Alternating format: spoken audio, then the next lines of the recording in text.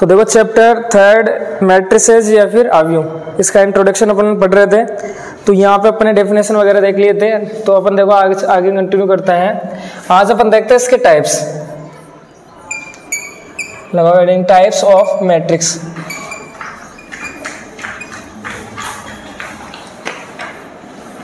Matrix के प्रकार, clear है? मैट्रिक्स के प्रकार अपन देखते हैं। तो सबसे फर्स्ट अपन देखते हैं इसके अंदर row matrix.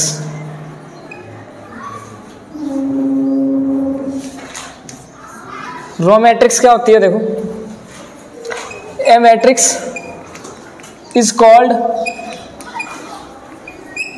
Row matrix if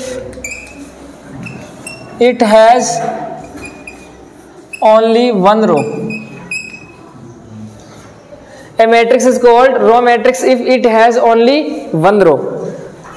इसका मतलब क्या हुआ कि एक अवयव पंक्ति अवयव कहलाती है। इसका मीनिंग है पंक्ति अवयव। रो मैट्रिक्स को बोलते हैं अपन पंक्ति अवयव। एक अवयव पंक्ति अवयव कहलाती है यदि उसमें केवल एक पंक्ति हो। सिंपल सा मीनिंग है। और लिखना चाहो तो आप इंग्लिश में भी लिख सकते हो, हाँ डायरेक्ट, क्योंकि मीनिंग तो समझ जाओगे इसका। तो क्लियर है? तो यानी क्या, एक ऐसी मैट्रिक्स जिसके अंदर क्या हो, ओनली वन रो हो, उसे क्या बोल देंगे अपन? क्या बोल देंगे? रो मैट्रिक्स बोल देंगे या फिर पंक्ति अवयव बोल देंगे। अब एक चीज और समझ लो, जैसे मान लो कोई भी मैट्रिक्स होती है उसको शॉर्ट फॉर्म में कैसे लिख सकते हैं? ए इक्वल AIJ, और यहाँ पे क्या आता है इसका ऑर्डर, इसकी कोटि आ गई। ये हो गई। कोई भी मैट्रिक्स है उसको अपन ऐसे लिख सकते हैं शॉर्ट फॉर्म में। क्लियर है? तो इसी बात को मैं देखो ऐसा बोल सकता हूं कि m इक्वल 1, दैट इज, इस लाइन का मतलब ये भी बोल सकता हूं कि m की वैल्यू क्या होनी चाहिए? 1। m की वैल्यू 1 का मतलब क्या हुआ? m क्या है? पंक्तियों की संख्या ही तो है। तो पंक्तियों की संख्या अगर 1 है अपने पास, इसका मतलब कौन सी मैट्रिक्स आ गई? रो मैट्रिक्स आ गई, पंक्ति अवयव आ गई। अब देखो एग्जांपल देखो इसका। जैसे पंक्ति कितनी होनी चाहिए? 1 ही होनी चाहिए। क्लियर है? रो कितने भी हो सकते हैं, इसने ये बोला पंक्ति, अपने को इस पंक्ति के बारे में पता है कि पंक्ति कितनी होनी चाहिए? 1 होनी चाहिए, रो 1 होनी चाहिए। तो जैसे मान लो -2 5 -5/2, तो ये बताओ इसके अंदर कितनी रो है? 1 रो है। कॉलम कितनी हो? कॉलम से क्या मतलब अपने वो रो कितनी होनी चाहिए? 1 होनी चाहिए। तो 1 रो है, तो इसका मतलब ये कौन सी मैट्रिक्स है? रो मैट्रिक्स है। समझ गए बात? जैसे अगर अपने पास ओनली 1 ही एलिमेंट हो इसके अंदर, तो इसमें बताओ दे कितनी रो है? 1 ही तो रो है, 1 ही तो रो है। सही है? तो ये भी कौन सी मैट्रिक्स है? रो मैट्रिक्स है। और अगर बात करें अपन,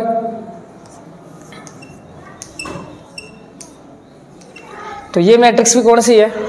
रो मैट्रिक्स है। एलिमेंट अलग अलग आ सकते हैं ना, और कॉमन नहीं लगाया जाता है इनके बीच में, है ना, ऐसे लिखा जाता है गैप देके। तो समझ गए?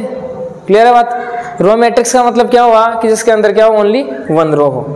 तो ऐसे ध्यान रख सकते हो। इसके बाद में सेकंड अपन देखते हैं कॉलम मैट्रिक्स। कॉलम मैट्रिक्स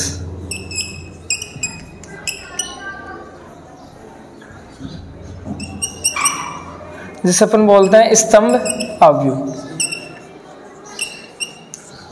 तो देखो इसकी डेफिनेशन क्या होगी?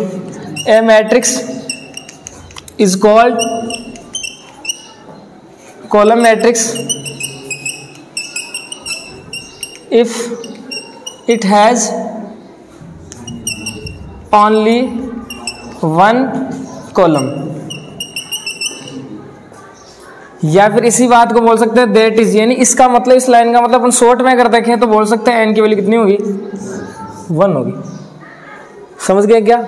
स्तंभ अवयव देखो लाइन से समझ सकते हो। Matrix is called column matrix, यानी एक मैट्रिक्स है, कॉलम मैट्रिक्स कब कहलाएगी? यदि उसके अंदर क्या हो? ओनली 1 ही कॉलम हो। पंक्ति कितनी भी हो सकती है या रो कितनी भी हो सकती है, कॉलम है ना, स्तंभ है ना, वो 1 होना चाहिए अपने पास। जैसे एग्जाम्पल अगर इसका लिखना चाहे तो बोल सकते हैं अपन,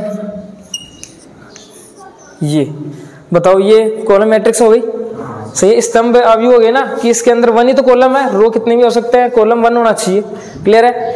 और देखो इसका मतलब यही है, n इक्वल 1। n क्या है यहाँ पे? m तो क्या होता है? नंबर ऑफ रोज, और n क्या होता है? नंबर ऑफ कॉलम्स, तो कॉलम कितने हैं 1, तो 1 कॉलम होना चाहिए। क्लियर है, तो ये हो गया एग्जाम्पल। या फिर आप देखो इसे भी आप बोल सकते हो क्या, कॉलम मैट्रिक्स बोल सकते हो, क्योंकि 1 ही तो कॉलम है। क्लियर है, ये एलिमेंट है ना, आप अपने हिसाब से कुछ भी ले सकते हो, बताया ना मैंने, कोई भी रियल नंबर आ सकता है, कॉम्प्लेक्स नंबर आ सकता है, कुछ भी ले सकते हो। और अगर देखें तो -2 4 ये लो, कॉलम मैट्रिक्स हो गई सभी।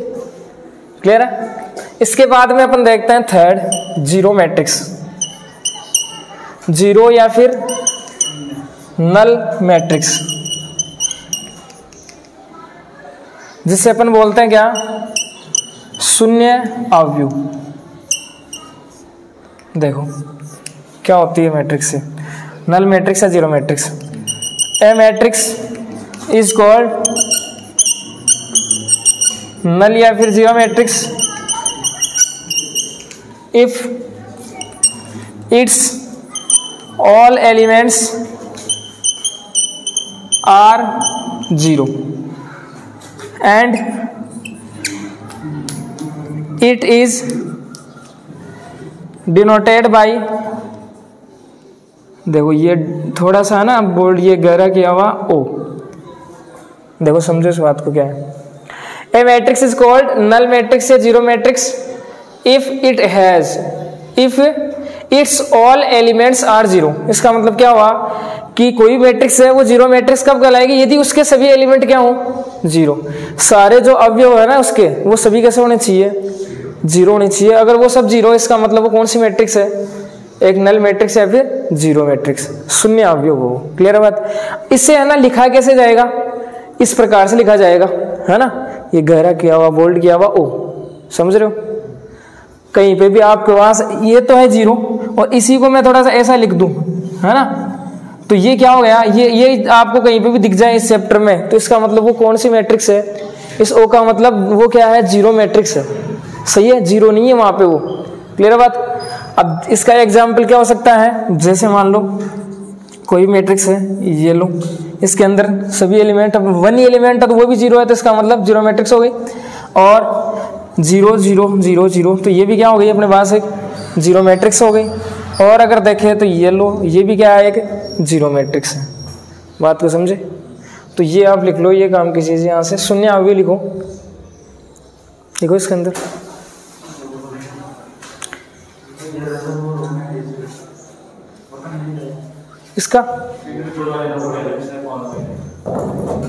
इसका रो मैट्रिक्स का नहीं लिखा है क्या आपने, बताया तो था मैंने इसका।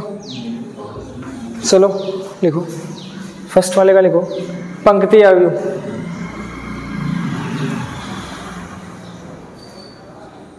एक अवयव पंक्ति अवयव कहलाती है यदि, एक अवयव पंक्ति अवयव कहलाती है यदि उसमें केवल एक पंक्ति हो।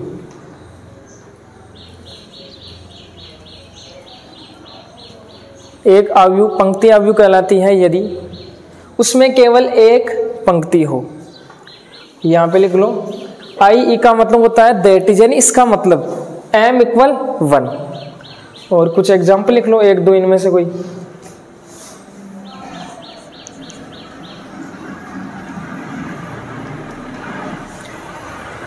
एक दो एग्जाम्पल उतार लो यहाँ से।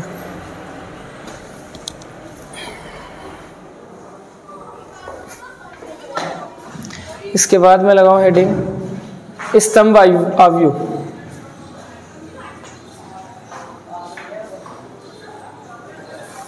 स्तंभ अवयव,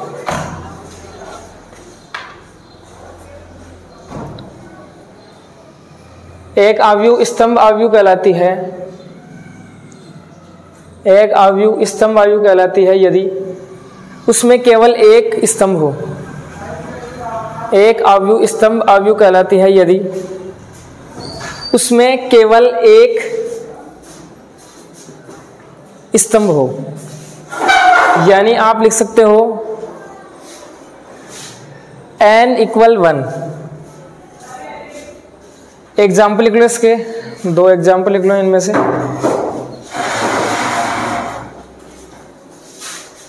ये इधर वाले, ये वाले।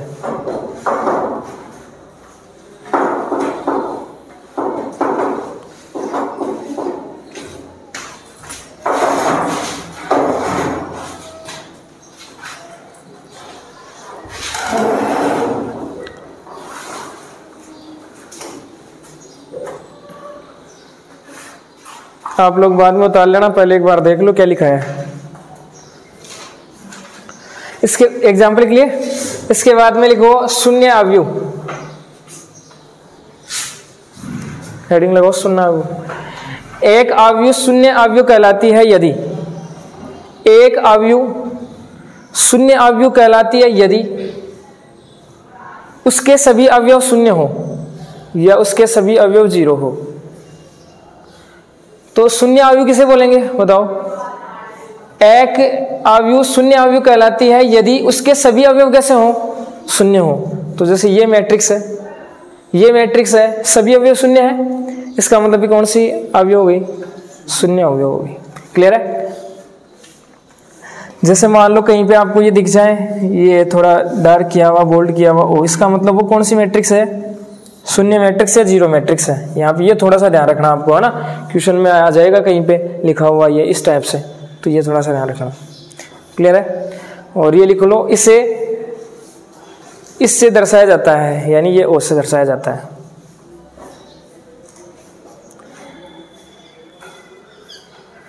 तो एक बार देखो, वापस से रिवाइज करवा देता हूँ। देखो आप, क्या नाम है इसका, सामने देखो, देखे अभी आए वो।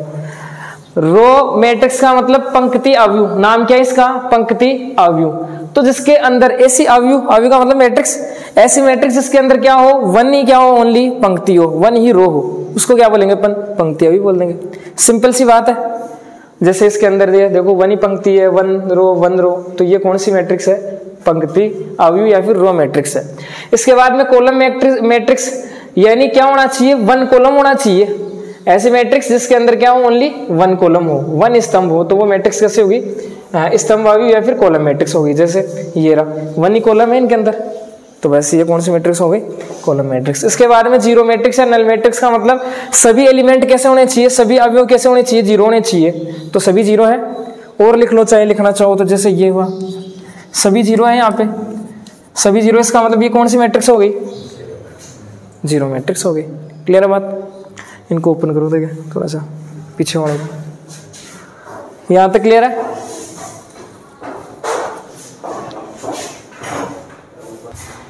इसके बाद में नेक्स्ट अपन देखते हैं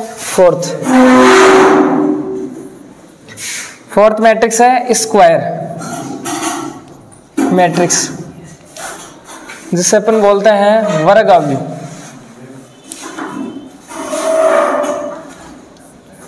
देखो मैंने क्या बताया था, जनरल फॉर्म क्या बताई थी आपको मैट्रिक्स की? A = AIJ, और यहाँ पे ऑर्डर आ जाएगा इसका M rows and.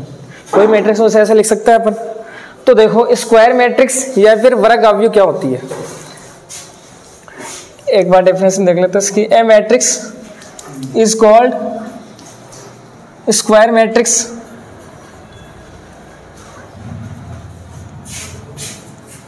if its number of rows equal to number of columns।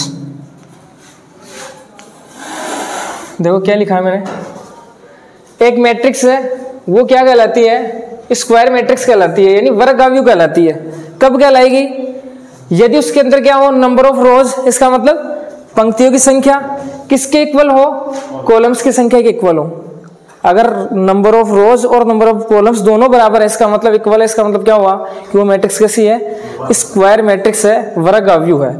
या फिर इसी लाइन को अपन बिल्कुल शॉर्ट अगर लिखना चाहें, दैट इज, इसका मतलब इस पूरी लाइन का मतलब आप ऐसे भी ले सकते हो, M = N। क्लियर है बात? M का मतलब वही क्या? नंबर ऑफ रोज है, N का मतलब नंबर ऑफ कॉलम्स, दोनों इक्वल हो गए, इसका मतलब कौन सी मैट्रिक्स है? वर्ग अवयव है, स्क्वायर मैट्रिक्स है। क्लियर बात? जैसे इसका एग्जांपल अगर देखें अपन, जैसे 2 - 1 0 1, तो बताओ इसके अंदर बताओ नंबर ऑफ रोज कितने हैं? 2 है, पंक्तियों की संख्या 2 है, और कॉलम्स कितने हैं? 2 है, स्तंभ भी 2 ही है, इसका मतलब दोनों सेम है, सेम, इसका मतलब ये कौन सी मैट्रिक्स है? वर्ग अवयव स्क्वायर मैट्रिक्स, 2 × 2 की हो गई। क्लियर है? ये सेम दिखना चाहिए, ऐसे समझ लो आप, तो ऑर्डर सेम होना चाहिए। जैसे बताओ इसका ऑर्डर कितना होगा? 3 × 3 का होगा, कोटि इसकी 3 क्या है इसके अंदर रो है और 3 ही क्या है इसके अंदर कॉलम है, तो ऑर्डर कोटी हो गई 3 क्रॉस 3 की हो गई।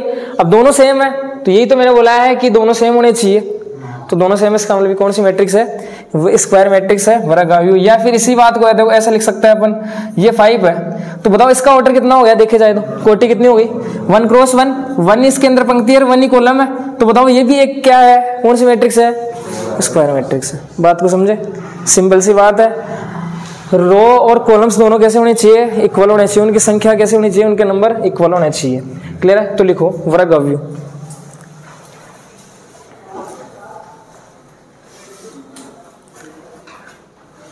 एक आव्यू वर्गाव्यू कहलाती है यदि, एक आव्यू वर्गाव्यू कहलाती है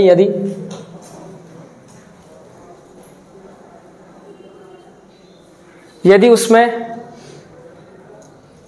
पंक्तियों की संख्या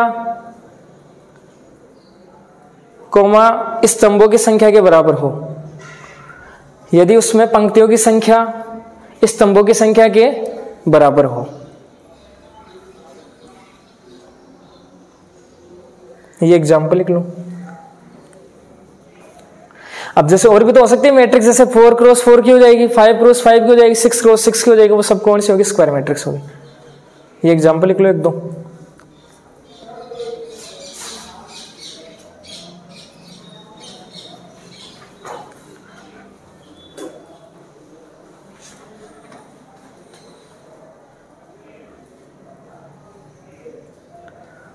तो मीनिंग समझ गए क्या है, सिंपल सी बात है। नंबर ऑफ रोज इक्वल होने चाहिए नंबर ऑफ कॉलम्स के, दोनों इक्वल है, इसका मतलब स्क्वायर मैट्रिक्स है। या फिर यहाँ से देख सकते हो ऑर्डर दोनों का सेम होना चाहिए, ये ऑर्डर सेम होना चाहिए, इसका ऑर्डर सेम सॉरी ये होना चाहिए कि ये पंक्तियों की संख्या है, ये कॉलम्स की संख्या है, दोनों कैसे होनी चाहिए, इक्वल होनी चाहिए। क्लियर है, ये हो गया। इसके बाद में अपन देखते हैं 5th डायगोनल मैट्रिक्स, जिससे अपन बोलते हैं विकर्ण अवयव। लिखो देखिए विकर्ण अवयव, देखो इसकी definition, A square matrix is called diagonal matrix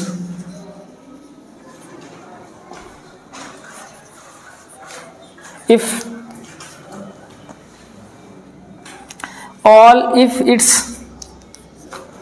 all elements are 0 except elements of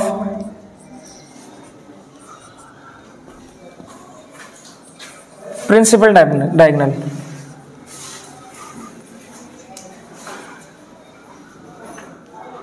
देखो इसका मतलब समझना, देखो यहाँ पे क्या है, ये स्क्वायर मैट्रिक्स, यानी पहली बात तो मैट्रिक्स कौन सी लेनी है अपने को, वर्ग मैट्रिक्स लेनी है, स्क्वायर मैट्रिक्स लेनी है, इसके अलावा वो नहीं देखनी है ना, अलग नहीं देखनी है अपने को। ओनली अपन बात करेंगे किसकी, स्क्वायर मैट्रिक्स की। तो स्क्वायर मैट्रिक्स के अंदर अपन बात करेंगे, तो एक इस वर्गाव्यू लेंगे, उसको अपन क्या बोलेंगे, एक डायगोनल मैट्रिक्स बोलेंगे। डायगोनल मैट्रिक्स मतलब विकर्ण अवयव बोलेंगे। कब बोलेंगे, यदि इट्स ऑल एलिमेंट्स आर 0, यदि उसके सभी एलिमेंट क्या हो, 0, सभी जो अवयव हो क्या हो, सभी 0 हो। किसके अलावा, except elements of principal diagonal, यानी जो प्रिंसिपल डायगोनल होगा, मुख्य विकर्ण होगा, उसके अलावा सभी एलिमेंट कैसे होने चाहिए, 0 होने चाहिए। समझो बात को, देखो कैसे एग्जाम्पल के द्वारा समझो। जैसे मैंने आपको बता दिया प्रिंसिपल डायगोनल क्या होता है, मुख्य विकर्ण क्या होता है। देखो एक बार वापस देख लो, अगर अपन बात करें स्क्वायर की या रेक्टेंगल की बात करें, तो ये एक डायगोनल हो गया, 2 डायगोनल होता है, 2 विकर्ण तो होता है स्क्वायर या रेक्टेंगल, यानी आयत और वर्ग में। तो यहाँ पे जो ये डायगोनल होता है ना, ये विकर्ण, इसको बोलते हैं अपन प्रिंसिपल डायगोनल या फिर मुख्य विकर्ण बोलते हैं। क्लियर है बात। अब यहाँ पे क्या मैट्रिक्स की बात करेंगे, तो मैट्रिक्स के अंदर देखो क्या होगा, यहाँ पे नंबर होगा, यहाँ पे नंबर होगा, यहाँ पे होगा, यहाँ पे नंबर्स आएंगे है ना मैट्रिक्स के अंदर। तो अब प्रिंसिपल डायगोनल कौन सा हो गया, ये हो गया क्या। अब ये देख लो इसके अंदर एलिमेंट कौन कौन से आए, तो यही होगा डायगोनल, मुख्य विकर्ण होगा ये है मुख्य विकर्ण। इसके अंदर जो भी एलिमेंट है वो किसके अंदर है, प्रिंसिपल डायगोनल के अंदर है, मुख्य विकर्ण के अंदर आएंगे वो सारे। क्लियर बात समझ गए, मैट्रिक्स के अंदर कौन सा क्या होगा, प्रिंसिपल डायगोनल, मुख्य विकर्ण क्या होगा। क्लियर है। अब तो मैंने क्या बोला है यहाँ पे कि प्रिंसिपल डायगोनल यानी मुख्य विकर्ण के अलावा सही है, सभी एलिमेंट्स क्या होने चाहिए, 0। तो यानी ये एलिमेंट भी क्या होगा यहाँ पे 0, ये भी 0 होगा, ये भी 0 होगा, ये भी 0 होगा, ये भी 0 होगा, ये भी 0 होगा। अब ये कुछ भी हो सकते हैं अलग, क्लियर है। जैसे मान लो यहाँ पे आ गया 2 आ गया, यहाँ पे 1 आ गया, यहाँ पे आ गया 0 भी आ सकता है ना, या 5 आ गया मान लो, या -1 आ गया। तो ये जो मैट्रिक्स बनी अपने पास वो कौन सी मैट्रिक्स है, विकर्णावयव है या फिर डायगोनल मैट्रिक्स है। समझे बात को, क्लियर है। जैसे इसका एग्जाम्पल अपन लिखे -1 0 0 1। तो बताओ मुख्य विकर्ण कौन सा हो गया इसके अंदर, ये हो गया, इसके अंदर यही आएंगे मुख्य विकर्ण, प्रिंसिपल डायगोनल के एलिमेंट यही होंगे। तो इसके अलावा बाकी के सभी 0 ही तो है, तो ये हो गया। या फिर अपन बोले कि 3 हो गया 0 0 0 1 0 0 0 4। तो ये भी कौन सी है, देखो स्क्वायर मैट्रिक्स से ले रहे हैं अपन, वर्ग अवयव ले रहे हैं दोनों। तो इसके अंदर मुख्य विकर्ण के अंदर मुख्य विकर्ण के एलिमेंट देखे तो ये हो गए सारे प्रिंसिपल डायगोनल के एलिमेंट। इनके अलावा सभी क्या है, 0 है। इसका मतलब ये कौन सी मैट्रिक्स है, डायगोनल मैट्रिक्स है या फिर विकर्ण अवयव है। क्लियर है, समझ गए। चलो लिखो, विकर्ण अवयव के अंदर लिखो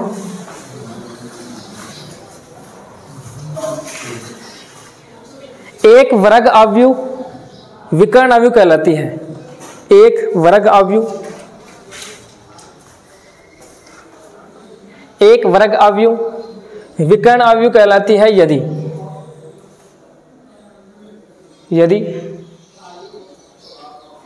यदि उसमें मुख्य विकर्ण के अवयवों के अलावा,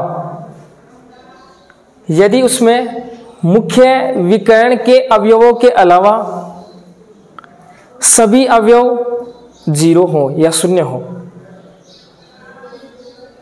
सभी अवयव 0 हो। क्लियर बात।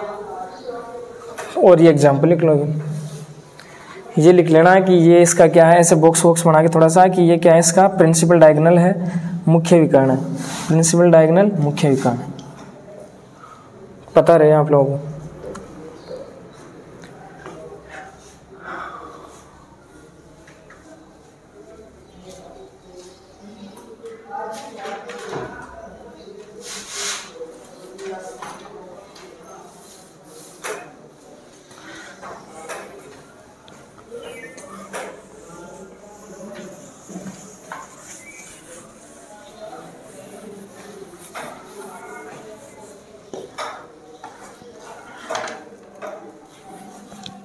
इसके बाद में नेक्स्ट है 6 scalar matrix.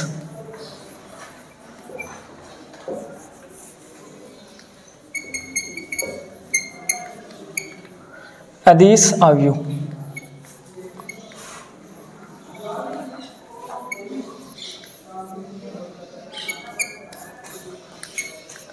A diagonal matrix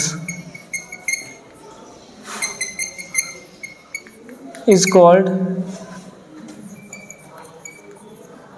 scalar matrix if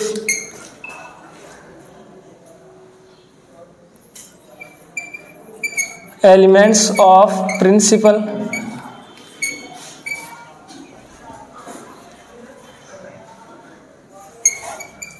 diagonal are same। यहाँ तक हो गया एग्जाम्पल के लिए। इसके बाद में देखो 6 है स्केलर मैट्रिक्स, जिसे अपन बोलते हैं अदिश अवयव। वो क्या होती है, अब देखो अपन बात किस मैट्रिक्स की करेंगे, यहाँ पे एक डायगोनल मैट्रिक्स होगी कोई भी। क्लियर है, क्या होगी, एक डायगोनल मैट्रिक्स, यानी विकर्ण अवयव लेंगे अपन हमेशा। क्लियर है, इसके अलावा मैट्रिक्स नहीं लेंगे अपन, समझ रहे हो। अपन विकर्ण अवयव लेंगे, एक डायगोनल मैट्रिक्स लेंगे, वो डायगोनल मैट्रिक्स स्केलर मैट्रिक्स कहलाएगी, अदिश अवयव कहलाएगी यदि क्या हो, elements of principal diagonal are same. इसका मतलब जो मुख्य विकर्ण है ना, उसके जो एलिमेंट्स है, जो अवयव है, वो सारे कैसे होने चाहिए, सेम होने चाहिए, इक्वल होने चाहिए। समझ गए।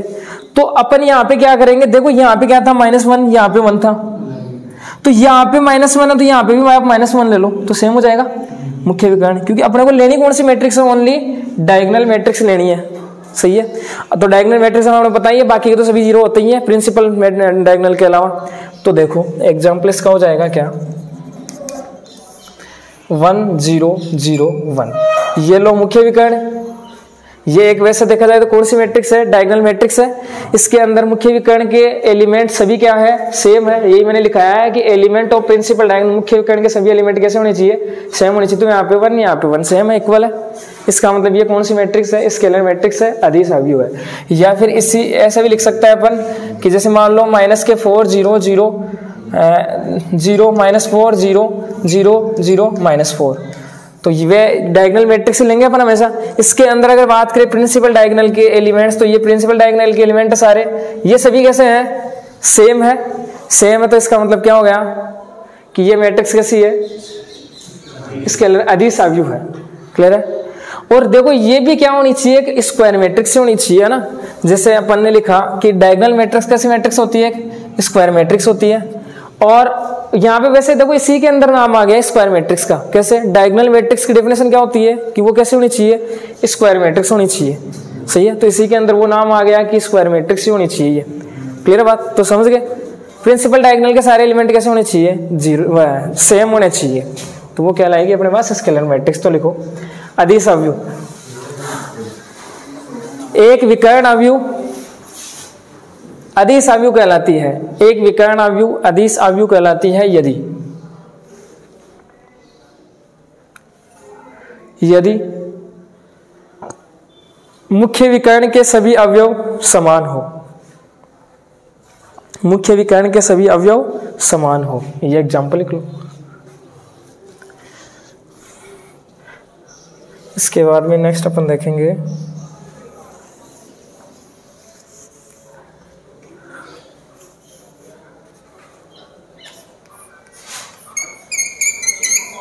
आइडेंटिटी या फिर यूनिट मैट्रिक्स।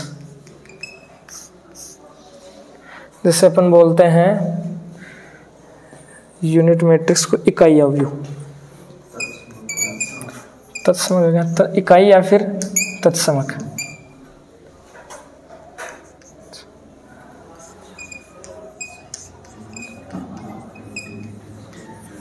ये सही है, ये ऐसा आएगा ना।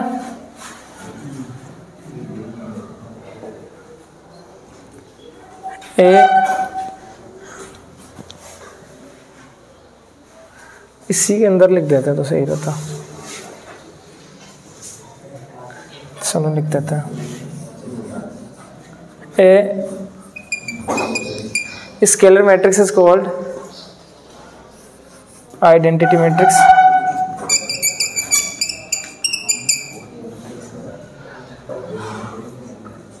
if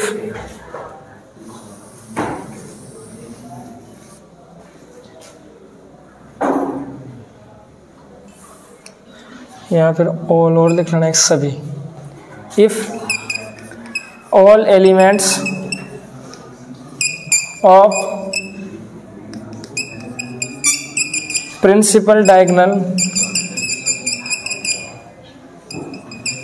are 1। क्या हो गया रे, आवाज़ नहीं आनी चाहिए ना बिल्कुल भी। देखो क्या है, क्या लिखा है मैंने यहाँ पे, आइडेंटिटी मैट्रिक्स जिससे अपन बोलते हैं यूनिट मैट्रिक्स, इकाई या फिर तत्समक अवयव क्या होती है, एक स्केलर मैट्रिक्स। कोई भी क्या है, एक स्केलर मैट्रिक्स है, या ऐसे समझ लो डायगोनल मैट्रिक्स है मान लो।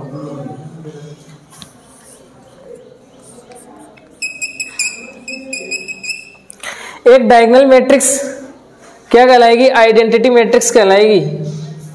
यानी क्या, एक विकर्ण अवयव है, उससे अपन क्या बोलेंगे, इकाई या फिर तत्समक अवयव कब बोलेंगे, यदि all the element of principal diagonal are 1। इसका मतलब क्या हुआ कि जो प्रिंसिपल डायगोनल के सभी एलिमेंट है ना, वो कैसे होने चाहिए, 1 ही होने चाहिए। समझे बात को। तो देखो प्रिंसिपल डायगोनल कौन है, यही तो है, इसमें ये रहा। अगर इनकी जगह सभी की जगह क्या हो, 1 हो, तो अपन क्या बोल देंगे इसको, इकाई अवयव। तो देखो ये है प्रिंसिपल डायगोनल एलिमेंट, ये 1 ये 1, ये यहाँ पे 1 यहाँ पे 1। तो बताओ ये कौन सी मैट्रिक्स बन गई अपने पास, इकाई तत्समक अवयव या फिर इकाई अवयव या फिर आइडेंटिटी या फिर यूनिट मैट्रिक्स होगी। बात को समझे क्या है। और एक लाइन और है यहाँ पे, it is denoted by I. ये देखो यहाँ से इंपॉर्टेंट है, क्वेश्चन में आपको लिखा होगा आई, है ना, तो वहाँ पे आपको समझना है आई का मतलब क्या है। ये एक आइडेंटिटी मैट्रिक्स है। इसका मतलब क्या हुआ कि वो मैट्रिक्स इस प्रकार से बनेगी, या तो ऐसे या ऐसे, ऑर्डर अलग अलग हो सकता है। ये कितने ऑर्डर की है, 2x2 की है, ये किसकी है, 3x3 की। तो वापस से देख लो क्या है, क्या मीनिंग बताया मैंने। आइडेंटिटी मैट्रिक्स है, इकाई या तत्समक आव्यूह का मतलब क्या बताया कि जो प्रिंसिपल डायगोनल उसके सभी एलिमेंट कैसे होने चाहिए, 1 होने चाहिए अपने पास। तो वो क्या है, आइडेंटिटी मैट्रिक्स है। बाकी के सभी 0 होने चाहिए, क्योंकि देखो नाम आ गया डायगोनल मैट्रिक्स है, इसका मतलब सभी 0 ही होंगे बाकी के। तो लिखो क्या, स्केलर मैट्रिक्स। अच्छा यहाँ पे लिख सकते हैं, तो लिख सकते हैं, उसमें क्या दिक्कत है। कि वही बात है कि ये ले लो, इसके अंदर क्या होगा कि ये जैसे इसके अंदर अपने क्या बताए थे, सेम बताए थे, लेकिन इसके अंदर क्या बता रहे हैं, प्रिंसिपल डायगोनल के सभी एलिमेंट क्या बता रहे हैं, 1 बता रहे हैं। तो बात तो एक ही है, लिख सकते हैं, वैसे कोई दिक्कत नहीं है। चलो लिखो, एक विकर्ण आव्यूह तत्समक आव्यूह कहलाती है यदि, एक विकर्ण आव्यूह तत्समक आव्यूह कहलाती है यदि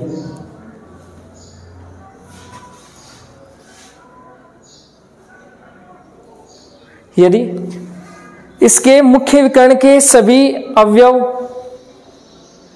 एक हो, यदि मुख्य विकर्ण के सभी अवयव एक हो, 1 हो। एग्जाम्पल लिख लो, और लिख लो इसे, ये लाइन इंपॉर्टेंट है यहां से, इसे आई से प्रदर्शित किया जाता है या दर्शाया जाता है या लिखा जाता है, आई से लिखा जाता है।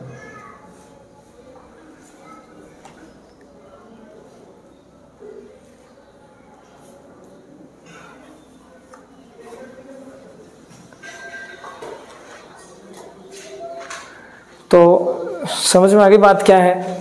सभी क्या होने चाहिए, मुख्य विकर्ण के जो एलिमेंट है, प्रिंसिपल डायग्राम के एलिमेंट है, वो सभी कैसे होने चाहिए, 1 होने चाहिए। इसके अलावा बाकी सभी कैसे होने चाहिए, 0 होने चाहिए।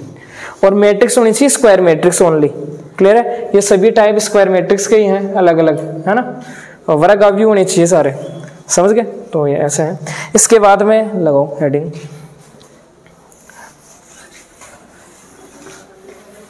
Equality of matrix.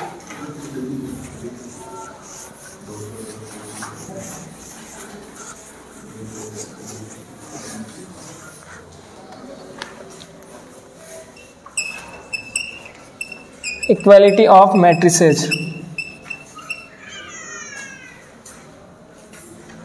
देखो क्या है, अवयव की समानता है क्या, देखो देखिए टॉपिक, देखो देखिए इसमें हिंदी में क्या लिखा हुआ है, अवयव की समानता,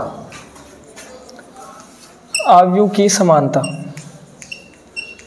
देखो एक बार डेफिनेशन लिखते हैं, फिर बाद में देखते हैं इसका मीनिंग क्या है।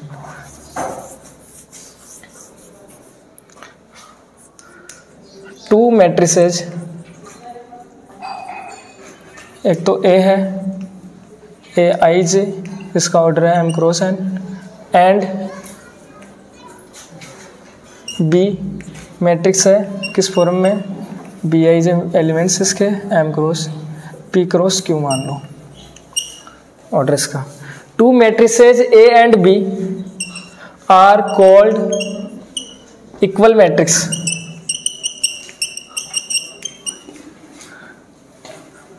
इफ, या यहाँ पे लिख लो इफ, फर्स्ट कंडीशन क्या होनी चाहिए, देयर ऑर्डर आर सेम, और सेकंड है each element of matrix a is equal to corresponding element of matrix B। देखो बिल्कुल आसान मीनिंग है, थोड़ा सा ये डेफिनेशन बड़ी होगी इसकी। देखो क्या है, इसको एग्जाम्पल के द्वारा समझते हैं अपन। जैसे कोई ए मैट्रिक्स है, एक्स है, -4 है, 3 है, 2 है, और यहाँ पे कोई मैट्रिक्स है बी, या ऐसे समझ लो, चलो ऐसे रहने दो, 1 है, -4 है, यहाँ पे z है, यहाँ पे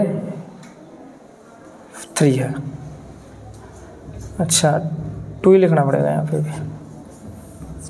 ये मैट्रिक्स है, कोई भी दो मैट्रिक्स है तो देखो यहाँ पे क्या है, हेडिंग क्या है, इक्वलिटी ऑफ मैट्रिक्स यानी अवयव की समानता। यहाँ से क्या मतलब है कि अवयव समान कब होंगे, कोई भी दो मैट्रिक्स है अपने पास वो इक्वल कब होगी, सही है।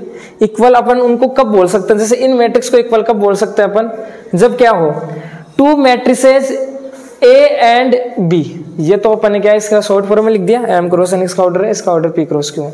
कोई भी दो मैट्रिक्स है A और B, वो कब इक्वल मैट्रिक्स कहलाएगी, is called or called equal matrix. वो क्या कहलाएगी, समान मैट्रिक्स कहलाएगी या इक्वल मैट्रिक्स कहलाएगी कब, यदि फर्स्ट कंडीशन क्या होनी चाहिए, उनका एक तो ऑर्डर क्या होना चाहिए, सेम होना चाहिए। इसका मतलब कोटि क्या होनी चाहिए, दोनों की समान होनी चाहिए। क्लियर बात। जैसे एक एग्जांपल और लिख देता हूं, चलो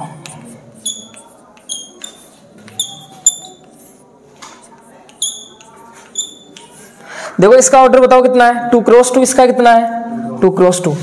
तो पहली अगर इन दोनों को अपन इक्वल मैट्रिक्स बोलेंगे तो कब बोलेंगे, पहली बात तो क्या होनी चाहिए इनके अंदर, देखो ऑर्डर क्या होना चाहिए इनका, समान होना चाहिए। तो कोटि दोनों की समान है, पहली कंडीशन फॉलो हो रही है। इसके बाद में क्या हो रहा है, देखो सेकंड क्या है, ईच एलिमेंट ऑफ मैट्रिक्स ए, यानी मैट्रिक्स ए है ना उसका प्रत्येक अवयव, सही है, प्रत्येक अवयव इक्वल होना चाहिए किसके, एक नाम है यहाँ पे कोरेस्पोंडिंग। कोरेस्पोंडिंग का मतलब होता है संगत, संगत एलिमेंट ऑफ बी, यानी इसका जो प्रत्येक एलिमेंट है ना वो है ना इक्वल होना चाहिए इसके संगत एलिमेंट्स के, यानी मैट्रिक्स बी के संगत एलिमेंट्स के इक्वल होना चाहिए। अब संगत कौन सा होता है, कोरेस्पोंडिंग एलिमेंट कौन सा होता है, जैसे इसका पहला है ना तो इसका भी पहला, दोनों बराबर है, इसका दूसरा तो इसका भी दूसरा, ये होता है कोरेस्पोंडिंग एलिमेंट। क्लियर है, इसके प्रत्येक एलिमेंट के कोरेस्पोंडिंग एलिमेंट इस टाइप से होंगे। इसका ये इधर पहला है नीचे वाले का, तो इधर ये इसका ये पहला एलिमेंट कोरेस्पोंडिंग एलिमेंट हो गया, संगत अवयव हो गया ये। इसका ये तो इसका लास्ट वाला ये, तो ये कैसे होने चाहिए, इक्वल होने चाहिए। यही बात लिखी है मैंने कि यहाँ पे क्या है कि प्रत्येक एलिमेंट होना चाहिए मैट्रिक्स ए का किसके इक्वल होना चाहिए, कोरेस्पोंडिंग एलिमेंट ऑफ बी, यानी बी के जो भी एलिमेंट है उनके संगत इक्वल होना चाहिए। तो इक्वल दिख रहा है अपने को सभी, तो इसका मतलब क्या बोल सकते हैं, इन दोनों मैट्रिक्स को क्या बोल सकते हैं अपन, इक्वल मैट्रिक्स बोल सकते हैं, या फिर अपन लिख सकते हैं ए इक्वल क्या है यहाँ पे बी है।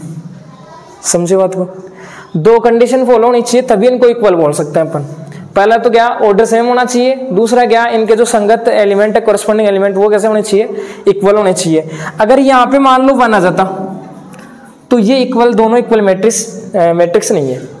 क्लियर है, क्योंकि देखो इसका कोरेस्पोंडिंग एलिमेंट कौन सा है, ये बहुत ज्यादा काम में आएगा अपने, है ना, ये इक्वल मैट्रिक्स बहुत काम में आएगा, 5-7 क्वेश्चनों में आएगा ये।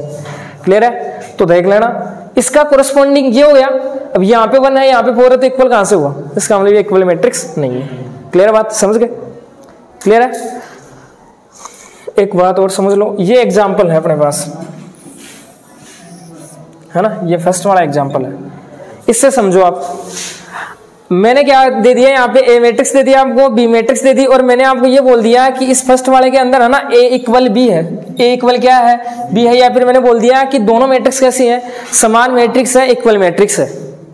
मैंने क्या बोला, ए मैट्रिक्स है बी मैट्रिक्स है, दोनों मैट्रिक्स कैसी हैं, समान है अपने पास। तो समान है तो आप मेरे को बताओ एक्स और जेड की वैल्यू बताओ कितनी आएगी, एक्स और जेड की वैल्यू कितनी आएगी, एक्स की वैल्यू आएगी 1 और जेड की वैल्यू कितनी आएगी 3। कैसे, आप क्या करोगे, दोनों मैट्रिक्स इक्वल है। अब देखो इक्वल होने के लिए पहले तो ऑर्डर सेम होना चाहिए, तो इक्वल दे रखा है, इसका मतलब पहले से उसने दे रखा होगा, ऑर्डर तो सेम ही दे रखा होगा तभी इक्वल बोला है इसने। तो ऑर्डर सेम है दोनों का, तो आप इनको दोनों में इक्वल में लिख लो। तो कितना है, यहाँ से एक्स है, यहाँ पे कितना -4 है, यहाँ पे है 3, यहाँ पे कितना है 2, यहाँ पे है 1, यहाँ पे है -4, यहाँ पे है जेड और यहाँ पे कितना है 2। अब अपने को पता है इक्वल मैट्रिक्स के अंदर क्या होता है कि कोरेस्पोंडिंग एलिमेंट संगत अवयव जो कैसे होते हैं, समान होते हैं। तो यहां से बोल सकते हैं कि अक्स किसके इक्वल होगा, इसका अक्स का कोरेस्पोंडिंग, इस एलिमेंट का कोरेस्पोंडिंग एलिमेंट ये होगा संगत अवयव। तो ये दोनों कैसे होंगे, इक्वल होंगे। तो यहां से अपन बोल सकते हैं एक्स की वैल्यू कितनी हो गई 1। देखो -4 के बराबर है, तो यहां से तो कुछ मिलेगा नहीं अपने को। 3 इक्वल कितना हो जाएगा जेड, इसका कोरेस्पोंडिंग एलिमेंट यही तो हुआ, तो 3 इक्वल कितना हो जाएगा जेड, यानी जेड की वैल्यू कितनी मिल गई अपने को 3 मिल गई और 2 2 के इक्वल है। तो ऐसे क्वेश्चन आएगा, क्वेश्चन इस टाइप से आएगा कि कोई भी 2 मैट्रिक्स है, उनके अंदर आप बताओ x की वैल्यू बताओ, y की वैल्यू बताओ, z की वैल्यू बताओ या फिर ABC की वैल्यू बताओ। तो ये वैल्यूज आपको निकालनी पड़ेगी। क्लियर है बात, समझ गए? क्लियर है? तो लिखो चलो, अवयव की समानता।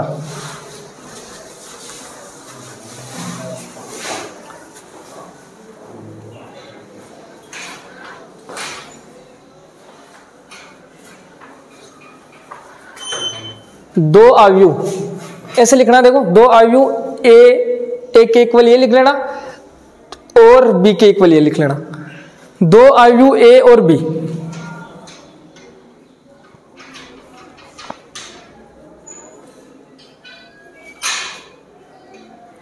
दो अवयव ए और बी समान अवयव कहलाती है यदि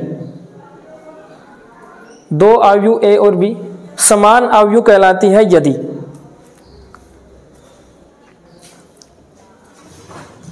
यदि फर्स्ट लगाओ इसके अंदर, यदि फर्स्ट उनका या उनकी कोटि समान हो, फर्स्ट लगा लो उनकी कोटि समान हो, और सेकंड लगाओ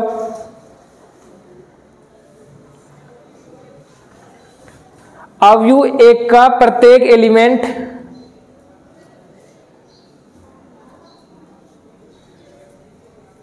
अवयव एक का प्रत्येक अवयव, अवयव एक का प्रत्येक अवयव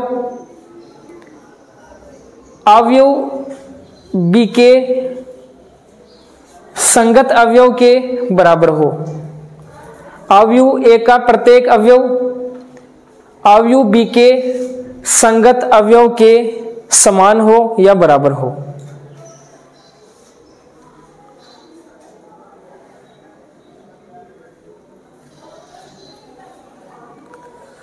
मीनिंग समझ में आ गया क्या है?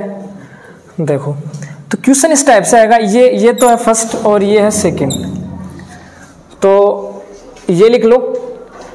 ये ऐसे बनाए भी लेना कि आपको पता चल जाए कि हाँ इसका संगत ये है, इसका संगत ये है, इसका संगत ये है। पहले तो ये बना लो और फिर लास्ट में लिख लो कि हाँ क्या है, दोनों क्या है, यहाँ पे इक्वल मैट्रिक्स है। फिर सेकंड बनाओ, ये लिखो, ये लिखो, और यहाँ पे अपने को चेक करना है कि चेक क्या है, यहाँ पे दे रखा है ए इक्वल भी है, दिया है ए इक्वल भी है, गिवन है अपने पास, तो एक्स और जेड की वैल्यू फाइंड आउट करो। तो इस प्रकार से